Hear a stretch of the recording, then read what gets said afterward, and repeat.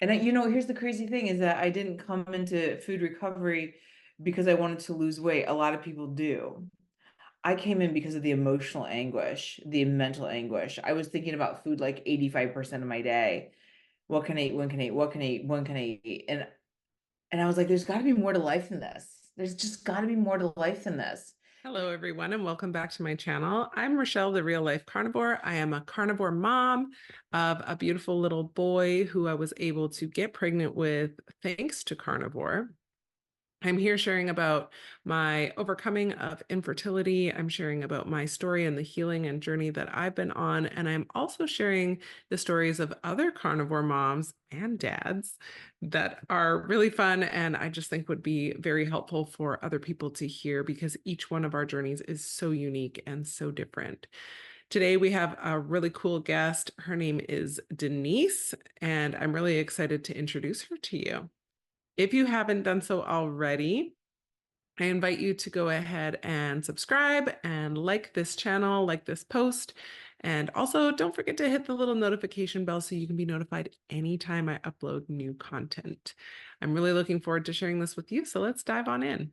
So without further ado, I'm so excited to introduce to you guys Denise Jelinek. She is a Christian health coach and weight loss coach who helps women who struggle with weight loss and stress and emotional eating. She is a meat-based mom of two boys, and I'm really excited to have this conversation with her here. So please join me in welcoming Denise. Thank you so Hi, much for coming on Michelle. today. Hi. Thank you. Thanks for the invitation. This is so exciting. Well, thank you for being here. I would love to start. How are you today? How are you? I have a very back-to-back day, so a very full day of meeting with people and of doing some creation of some workbooks and programs, and I'm doing really well. I'm in that I like to plan my day, and one of the things that I hope that your audience can start taking away is that you can have very full days. And part of my plan is where am I going to fit me in? And as you know, we started 10 minutes later, and I asked if we could start later because that allowed me to sit and eat my breakfast, chewing my food slowly, and I didn't have to rush. And being able to ask for what you need is so key to, I think, being a woman who enjoys her life. I love it. I love it. Can you tell us a little bit about who are you? Who is Denise Jelinek? Okay, so, oh gosh, let's just do the Cliff Notes version of this. I grew up in a family with zero faith. I didn't come to my faith until I was already married. My husband wanted to get married in a church, and I was like, that's the stupidest thing I've ever heard. Why would you get married in a church? You don't even go to church. Well, as we all know, the Lord pursues us always, and you cannot outrun the Lord. And we started to try to get pregnant, and that didn't happen. So this gave me this beautiful time of wanting something and not having that child or getting pregnant. I just feel like the Lord was like, you don't have me yet. You're not going to be able to do this. And so in that time, I came to my faith. I converted to Catholicism from no faith. And soon after that, we started the adoption process for our boys. So in the meantime, I think it's really important for new moms and moms in general to recognize that no one taught you how to be a mom and no one taught you how to be a wife. And so the amount of, nobody even taught you like how to live with another human being. And so the amount of stress that you feel from being married with this person that you just like, this is all you ever wanted, you couldn't have predicted that. That said, and then when you get the children that you were meant to have, and you're like, shouldn't I just be like loving every minute of this? And it's crazy. And now you have another human being that you cannot control. My point is that the amount of stress that I felt from getting married and then 4 or 5 years later having our first adopted son, bringing him home, it's when my overeating just like took off. It just like took off like crazy. And I could find myself stress eating a lot, which is one of the reasons why I really want to help women, because that feels like a literal hell on earth. Because you're like, why am I doing this? I don't want to be doing this. Why can I not stop? Then we adopted our second son. And then not only did the overeating take off, but then the over drinking. To make a long story short, at one point I decided this is it. I'd been through therapy several times. I'd bought I don't know how many diet programs. I'd hired trainers. I had just tried all the things, all the things, all the things. And the Lord took me to a solution to overcome this that involved the missing piece from all those other attempts, which was him. And 100%. learning how 100%. to open my hands and say, I'm going to give this to you. I can't do this on my own anymore. And I have now celebrated this January 10 years of being free from being controlled by food. And here's the crazy thing is that I didn't come into food recovery because I wanted to lose weight. A lot of people do. I came in because of the emotional anguish, the mental anguish. I was thinking about food like 85% of my day. What can I eat? When can I eat? What can I eat? When can I eat? And I was like, there's got to be more to life than this. There's just got to be more to life than this. And I had these two boys that I prayed about. I mean, we'd gone to a foreign country to adopt them. I'm like, we tried really hard to have them. And I'd rather be hiding in the corner of my pantry with a jar of peanut butter, dumping chocolate chips in, being like, will they just go away? And waiting for my husband to go to bed so I could just eat like I wanted. So it was just like it was miserable. It was absolutely miserable, and I was exhausted mentally, emotionally. And I think you can see just even in my face now, the freedom that comes when we're willing to let go. And so let's talk about how I met Rochelle. I met Rochelle last November. So, in the meantime, as I've recovered from food recovery, other things have come up for me, different health issues like adrenal fatigue. And one of the biggest things that I've had is this gut issue called SIBO. And SIBO happens because essentially the bacteria in your large intestine, their GPS is like messed up and they're in your small intestine. And this can happen like if you've had a bout of food poisoning or for a couple of other reasons, but I did have a really bad bout of salmonella. Anyway, so in 2016, I was diagnosed with SIBO, and I pretty much know how to manage it now, but I will have different episodes of it getting worse and worse and worse. Well, 2 years prior to meeting Rochelle, I had gone keto, and that was great. It was awesome. I really enjoyed it. I started it because the Lord told me to. Totally different story. But what had happened in the meantime is that I had been introducing many keto safe foods that my gut did not like. And those were mostly like sugar-free syrups that had sucralose in them. But probably the biggest offender that my gut was like, we can't handle this was keto bread, which just has resistant starch in it.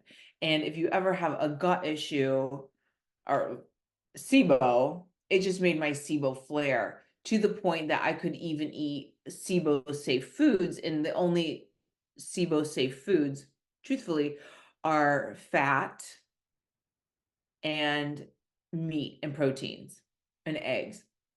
Everything else has a starch in it that feeds the bacteria and pretty much all produce. And so my existence was, I'd kind of hit the bottom again, which I hadn't a couple times with my gut, where I'm like, I can't eat anything. Nothing feels safe. And so I started looking at meat-based and carnivore because, like I said, meat does not ferment in your gut. Produce did. My gut that had SIBO. Meat does not, and neither does like animal fat. And I thought, what the heck? What the heck? And I remember flying down for Thanksgiving. We were spending Thanksgiving in Florida. I live in Chicago. And just looking up tons of carnivore stuff. And I said, you know what, Denise? I just kept feeling like the Lord was like, do this, do this. So I started on my own in September. Sorry, I started on my own in September. And then 6 weeks later, I'm like, I don't know, Lord, I just need some support. I just need some support because it was clear to me that walking so closely with the Lord, and I spend every day with him, every morning with him. Is this really what you want? Is this really what you want? Because I started to question it. Now, I love the food, but I started to question it because my weight started to go up. And I was like, is that a bad thing? Like I had to start like looking at my mind. Does that even matter? Is that a bad thing? And he kept saying, this is what I want for you. This is what I want for you. This is what I want for you. And I thought, I need somebody to help me with my brain and my mind drama about this because I know this is what the Lord wants for me. How can I get help? And that's when I came to you. And we started, you were recommended to me because I started a different community. Like I wanted a community, and that community had a specific protocol. And I was like, the protocol was like eating lots and lots more food, like to where you're comfortably stuffed. And that felt scary to me as a former binge eater. It also felt scary to me because I had a fear of gaining weight. It just like there was so much fear that I just needed somebody to hold my hand through this because I was 100% sure. You guys, I wrote every morning, and every time I would have that, Lord, are you sure this is what you want for me? He'd be like, yes. And I'm like, all right, well then Denise, I've got to step out of the way. I've got to like remove the things that are making me question what he's telling me. And that's why I needed you. And so I started that journey because I kept gaining and gaining and gaining and gaining and gaining and gaining over 20 pounds in like 3 months, which was very uncomfortable for me. But I kept going back. Lord, is this what you want for me? And he was like, yes, this is what I want for you. I'm healing your body. But he needed me to continue to remove the things that were standing in the way. Your fear of gaining weight. How can I be? It just changed my relationship with myself. It helped me really, as a mindset coach, which is what I do, it helped me coach myself to look at, oh my gosh, Denise, how are you gripping onto your thin body?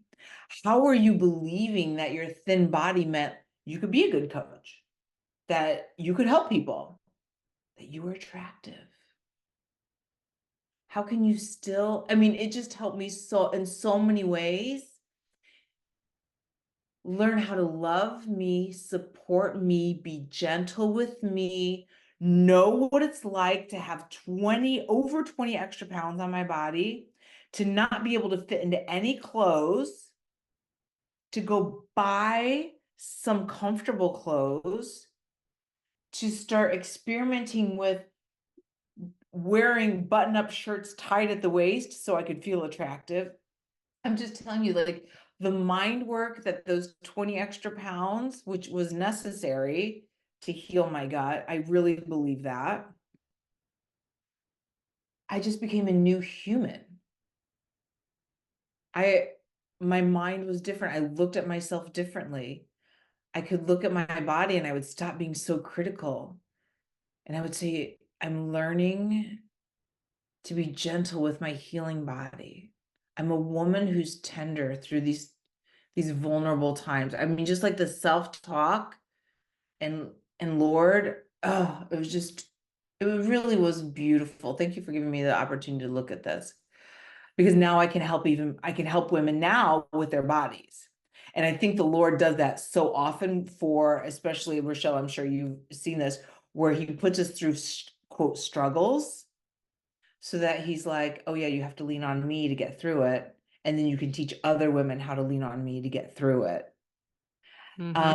So it came to the point where at the end of the year, so I'd just been gaining. Come January 1st, I said, okay, Denise, you work with women to help them lose weight. And you always say, stop feeling controlled by other people's food rules. Because as I told you now, Rochelle, you weren't the one who were like, you have to do this, you have to do this. But in my brain, I was following this protocol by somebody else. And I just kept saying, I'm going to just trust this protocol. I'll do it for 6 weeks. I'll see how it goes. And then I woke up January 1st and I thought, Denise, what if we can take everything that's been working, the gut healing? What if we take what has been working, but let's do this your way. Let's do it the way that you, and that's what I always teach people is what works for you. Well, just try it. If it doesn't work or it stops working, then we'll just do something else. But just like it helped me remember that you can trust yourself. You can trust yourself. And so I started to not stuff myself with food, which really helped. I started to just, my first thing that I said was, well, I'm just going to write down what I eat. I'm just going to write what I eat because it wasn't working for me to just like eat a lot of food and then you're feeling, I don't know, it just wasn't working. So I'm like, I'm going to just like become aware of what's cooking here, become aware of what's cooking. And then the evolution was slowly by slowly, I started thinking, no, now I want to go to an intentional weight loss, which I've never done in my entire life. As you heard in my story, all I wanted was mental freedom. And so when I wanted to go to an intentional weight loss, I started looking up some people that were carnivore based. And I just said, let me try this. Again, it's just this try, tweak, try, tweak. Let me try this for a month. Let me try it for a month. Let's see how it goes. And so now here I am. Let's see. I'm at a weight that I feel so comfortable with. I just love my body. I feel so strong. Everything feels great. I'm like 8 pounds heavier than I was when I first started. That is like neither here nor there because I do know a big portion of that is muscle or is lean weight. And you guys, I'll tell you I only weigh myself and measure because and number one, out of curiosity, and number two, because I like to experiment with myself. But it's a freedom to do that because once you're released from being controlled or emotional eating, you can just start like your body and your food can be a playground for fun to like try different experiments. So I just feel free to do that and it's exciting. A couple benefits from going meat-based has number one been the gut healing. Number two, you guys, I have never had a regular cycle. When I went to college and I was 18, my cycle stopped. So I went for like 4 months. So I went to the clinic and what did they do? Well, I went to, like the college clinic. I mean, you guys, this is back in like 1995. Yeah, they probably put you on the pill, which is what they did to They put me on me. birth control. Mm-hmm. Totally. Mm-hmm. And then when I got married, I went off birth control.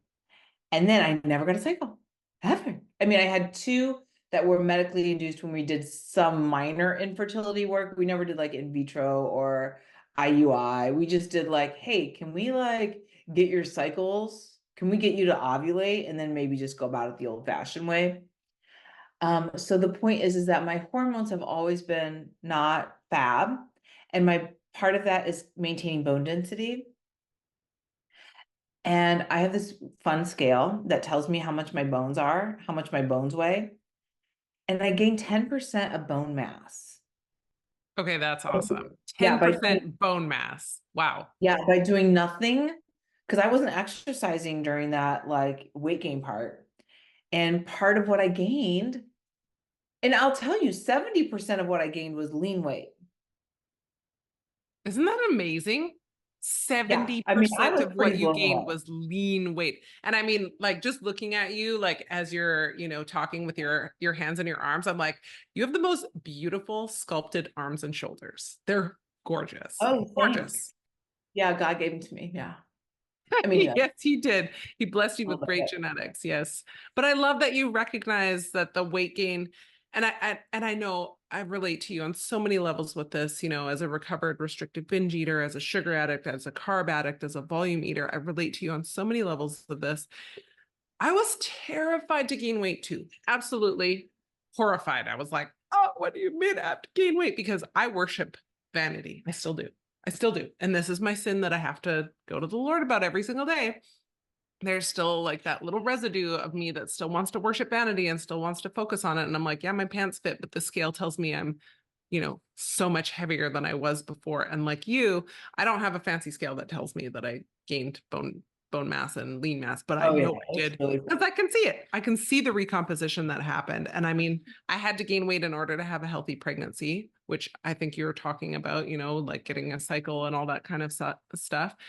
But I just think it's so interesting how people are almost a little bit dismissive of the fact that they're gaining lean mass and bone density. As you get older, that's going to be really critical. Like we have this saying in our community, when we're 80, we want to be able to go to the toilet by ourselves. Oh my gosh, I say that all the time. That's so funny. Yeah. Yeah, I'm like, I don't want to be 80 years old and having a walker and someone has to like give me one of those fancy electric seats that like lowers me onto the toilet so I can void my bladder. Heck no. I want to be lean, I want to be strong, and I want to be healthy, and I want to be happy. Yeah. And Rochelle, I really encourage, as crazy as this sounds, and we don't want to be stuck on the scale, and we always say, don't stay on the scale. But for me, with an exercise science background, for me, with, hey, listen, I need to know truth. Having that fancy scale that's under $30, I use Arbo scale with an app. I use it for my client, and I also use it for my clients because I want to be able to tell them, hey, you know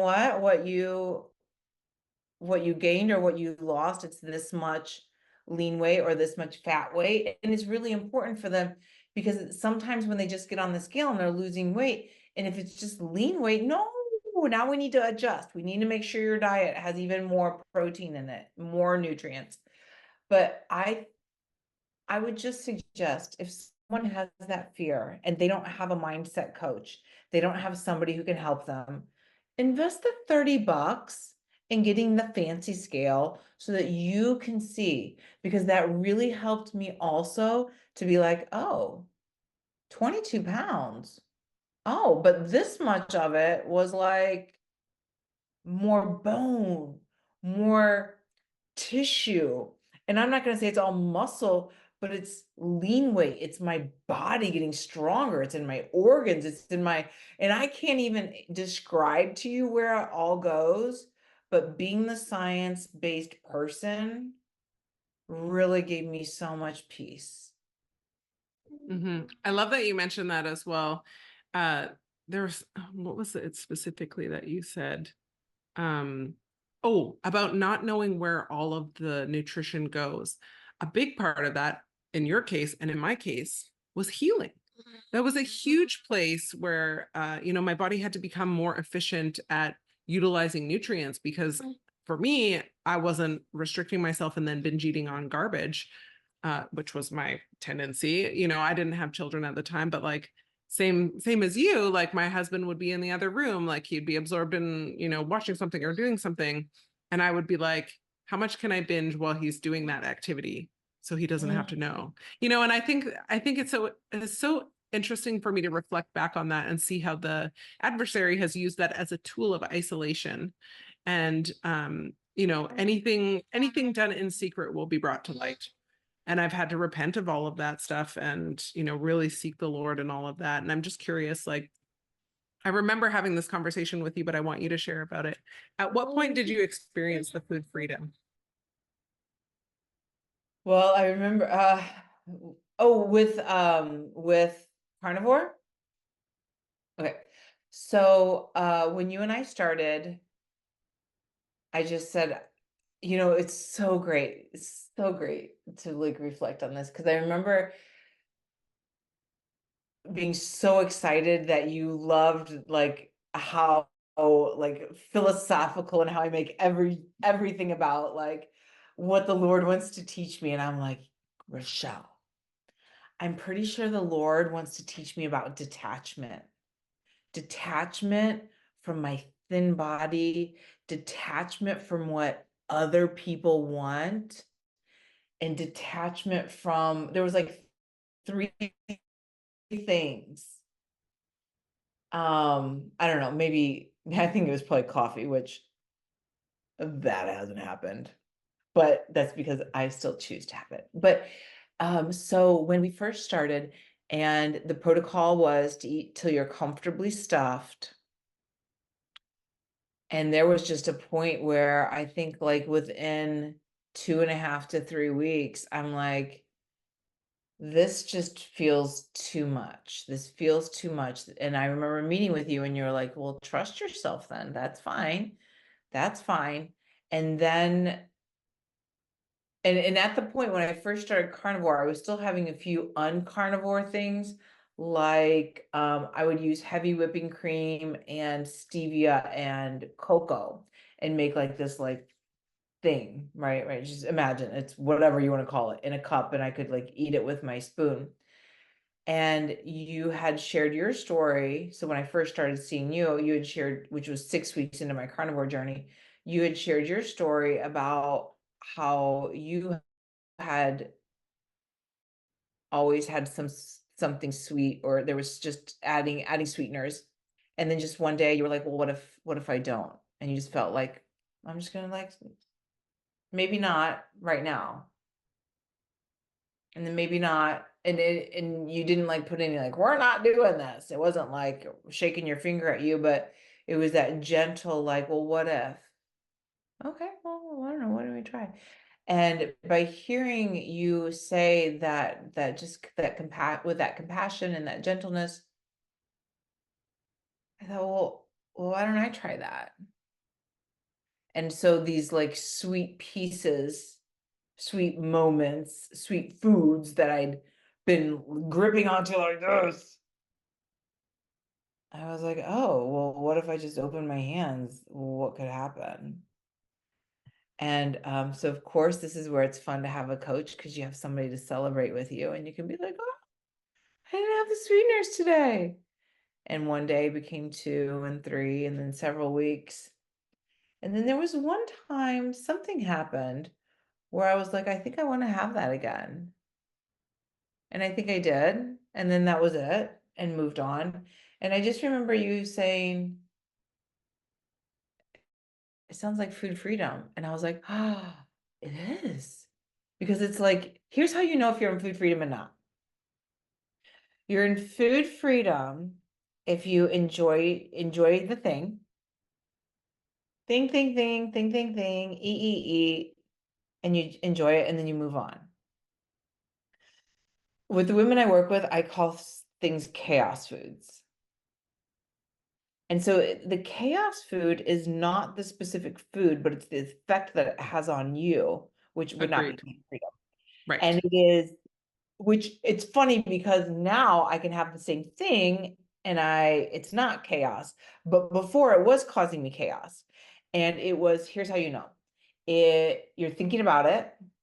You're not willing to not have it. You'd probably get out of bed to go eat it, or you'd go to the store to buy it if you don't have it. When you're eating it, you're thinking of the next time that you can eat it, or you're craving it.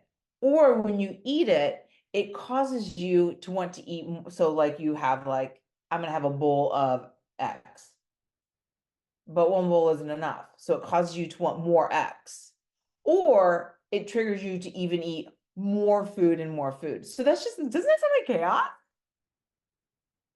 It's 100% chaos. It's absolutely chaos. And I love that you actually describe it that way, because that's how I felt internally when I would be dealing with these feelings. And I'm sure that's how you felt internally. Like there's literally this chaos that's just swirling around. It's like a tornado that's just like ripping around and just like uprooting things, and just like I don't know.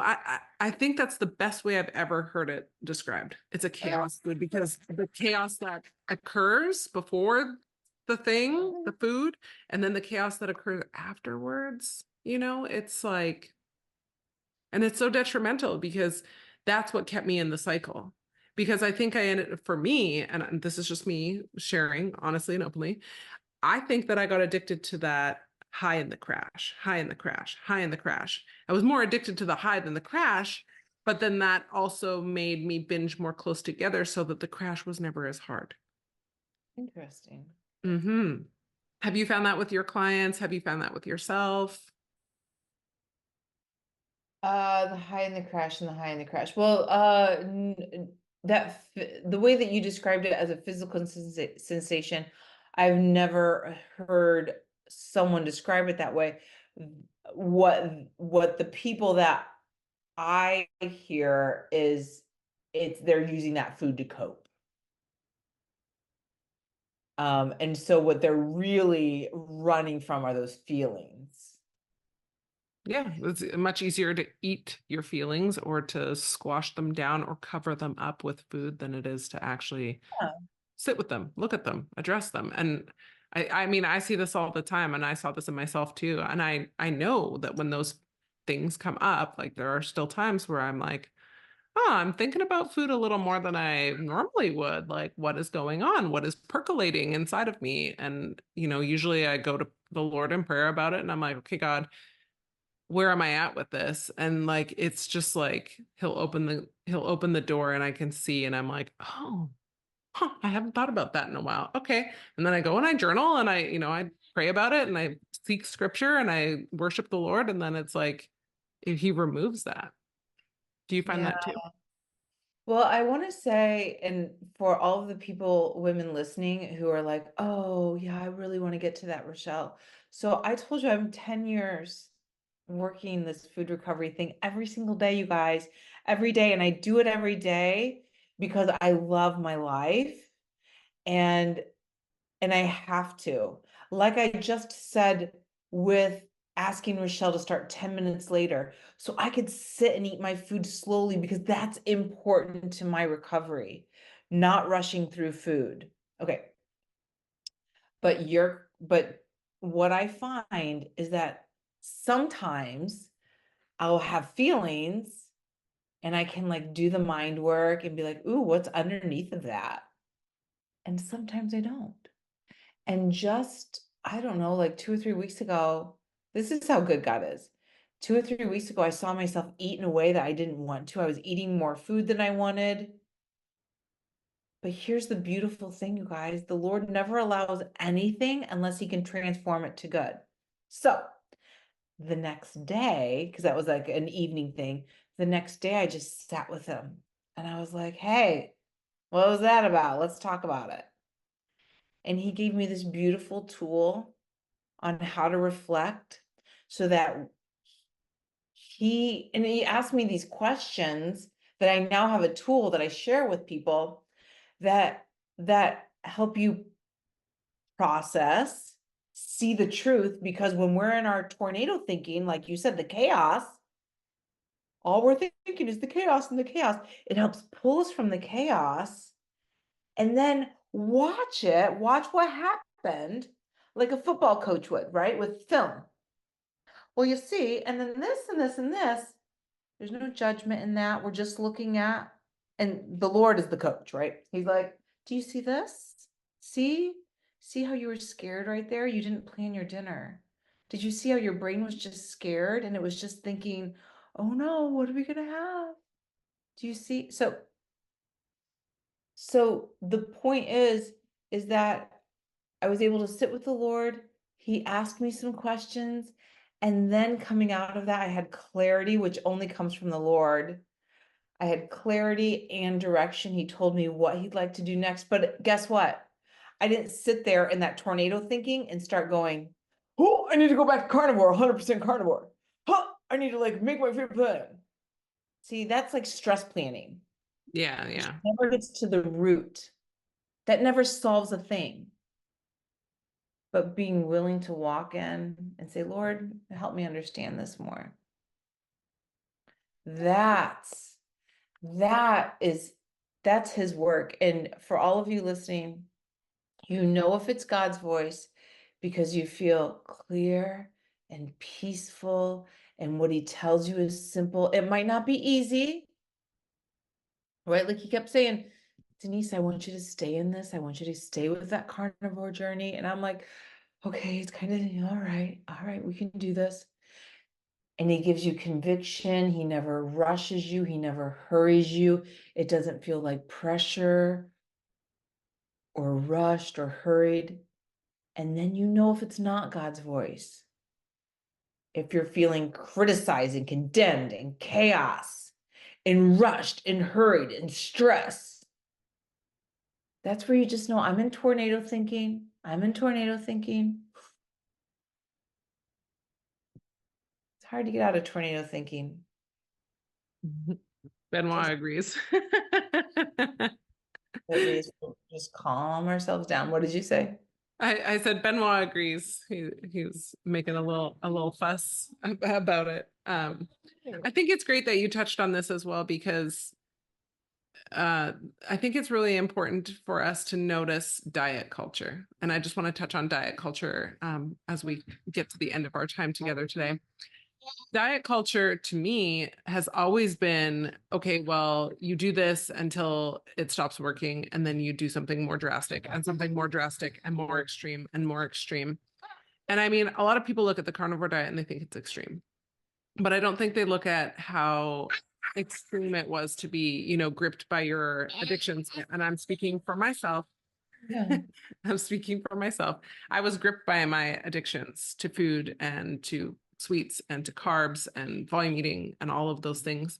That to me was restrictive. And to find the freedom that I have now to have the thing, whatever the thing is, without going crazy like you described, is peaceful to me. That brings me, clarity of mind. I feel secure in that. And I just want to get your perspective on this. When you see people breaking free of that diet culture narrative, like you just said, they're just you didn't automatically assume, no, I have to go back to strict carnivore. What did that feel like for you? Yeah, it's just a self-trust. You guys, it's coming up and being like, "Hi, you. I love you. It looks like we want to make some changes." Yeah. And then just coming up right next to you. What do you think you're ready to do? What would you like? Let's just like walking with you and trusting you. And and it's that whole like I've got me with my arm here and then the Lord's here. And we're doing this together. We don't have to condemn ourselves. It doesn't have to be hard. It's not critical. It just feels gentle and it feels easy. And for the people who say carnivore is extreme, maybe it is for you in this stage of your life. That's cool. That just means you're not ready or you haven't been called to this journey. It is literally a calling. The Lord's calling you to something else. But guaranteed, if you're looking at carnivore, or I don't know, maybe you're not looking at carnivore at all. But let me just say this. I believe this is how life goes. We are meant to walk in peace, and anything that steals our peace, we're meant to face it, look at it, work through it, remove it. And what I mean by that is if you're struggling with SIBO, your intestine, and it's like stealing your peace, the fatigue is crazy. Then the Lord's like, yeah, how long are you going to live like that? I want you to do something about it. Yeah, I agree with you. And I wrestled with SIBO for a long time. And I was able to resolve it before carnivore, praise the Lord. But I can't imagine going into any sort of diet, if you will, with having to go through that again because it did exactly what you said. It robbed me of my joy. It robbed me of my freedom. And the nutritionist that I was working with at the time, I loved her, but she was like, "Oh, you just need to eat, like lots of vegetables and whatever." And like I would literally puree. It was pineapple, coconut milk, lettuce, and something else. And she was like, "Oh, this will be really helpful." And I would drink that down. It was awful. I would drink it down. And then within a half an hour, I would be the most wretched smelling person in the room. I couldn't contain my gas. My belly was so distended. And I would have to run to the bathroom for the next like 2 hours. It was just so awful. And I know everyone's SIBO experience is different, but it's still the same thing. And if you don't know what SIBO is, it's small intestinal bacterial overgrowth.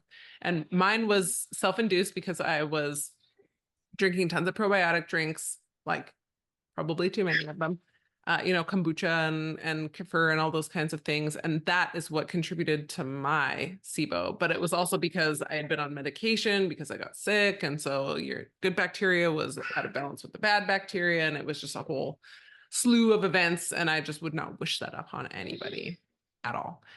And Denise, I wanted to ask you as we draw to the end of our time together, can you share a little bit about what tips you would offer someone or how you would encourage them if they're thinking about carnivore or going meat-based? What would you tell them? If you're thinking about it, I would say just go online. You are going to be, you're going to resonate with someone and just be curious. Be curious, be curious, be curious. Just notice your thoughts when you're like, ooh, that wouldn't work because ABC. Okay, that's cool. Like, don't shut it down. Just be curious and open to the journey. And I honestly believe that you're going to be led to a community, to a coach, to something that's exactly what you need. And can I just say one thing about families? Yes, please, please, please. Because you were talking to me about like, well, how do you talk to your husband about it? How do you talk to Yeah. Yeah. my family, since I've been in food recovery, we will sit around the table and have dinner with, we have four of us, and we are all eating four different things. Just because we're eating different food does not mean that we're not a family.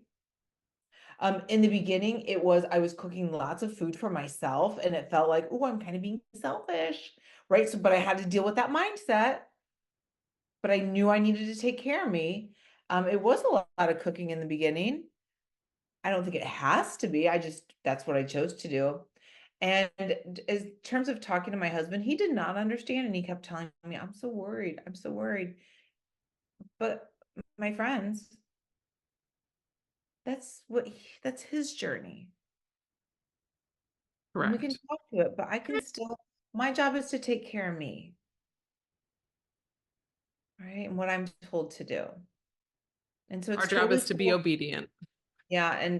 We don't have to pressure our family to eat that way either. No. And I love that you touched on that. And I think that's really important. I think it's great to be an example, for how we would like other people to maybe consider eating, but I don't think it has to be a dogma or the only way that we eat. Okay, I'm really grateful that you touched on that, Denise. And I would like to ask you as we close, how can people find you? How can they get in touch with you? And how can they work with you? Oh, thanks for asking. Okay, so I can be emailed at denise@madeforgreatness.co, denise@madeforgreatness.co, and my community is weightlosswiththeholyspirit.com, where we have a free weight loss challenge that is really learning how to walk with the Lord in your weight loss journey. Oh, in my podcast, Weight Loss with the Holy Spirit. I love this. This is so wonderful. And it has been so amazing having you here. Thank you so much for being my guest. Everyone, I will be putting all of Denise's contact information in the About section in the description box below. You guys can go and give her a follow, give her a like, subscribe to her podcast, and check out her program. She's amazing and she's doing amazing things for God's kingdom. So thank you so much for being my guest today, Miss Denise. And I hope we can do this again sometime. Thank you all so much for tuning in. It has been such a wonderful opportunity connecting with Denise, and I hope that you guys will go and like and subscribe and give her a follow, support her. She is amazing. She's doing amazing work for God's kingdom. Yeah, if you haven't done so already, go ahead and like and subscribe. Drop me a comment below. Let me know where you're tuning in from. And as always, have a blessed rest of your day. Bye for now.